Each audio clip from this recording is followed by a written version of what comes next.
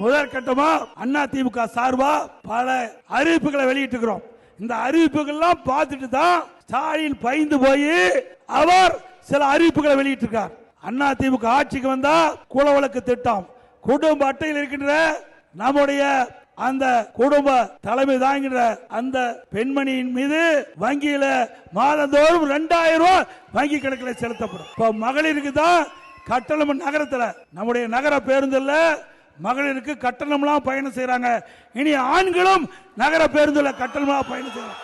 இன்றைக்கு நகர்ப்புறத்தில் இருக்கின்ற ஏழைகள் வீடு இல்லாதவர்களுக்கு அற்புதமான காங்கிரீட் வீடு, அடுக்குமாடி வீடு கட்டித்தரப்படும். அதிலே குறிப்பா தாழ்த்தப்பட்ட மக்கள், அதாவது பட்டியலின மக்கள், அவர்கள் வீடு இல்லாமல் இருந்தால் அவர்களுக்கு தனியாக அதிமுக ஆட்சியில இடத்தை அதிமுக வாங்கி அற்புதமா காங்கிரீட் வீடு கட்டி கொடுக்கப்படும். அதோட அம்மா இருசக்கர வாகனம் இந்த நகர்ப்புறத்தில் நம்முடைய பெண்கள் குறித்த நேரத்துக்கு பணிக்கு செல்ல வேண்டும், பணி முடிந்த பிறகு வீடு திரும்ப வேண்டும். அதற்காக அம்மா இருக்கின்ற பொழுது அம்மா இருசக்கர வாகனம் மானிய விலையில கொடுக்கப்படும் சொன்னாங்க. ஆனா அம்மா மறைந்தாங்க. இருந்தாலும் அம்மாவுடைய அரசு அம்மா கொடுக்கப்பட்ட வாக்குறுதியை நிறைவேற்றி கொடுத்தோம். திமுக ஆட்சி வந்து நிறுத்தப்பட்டு விட்டது.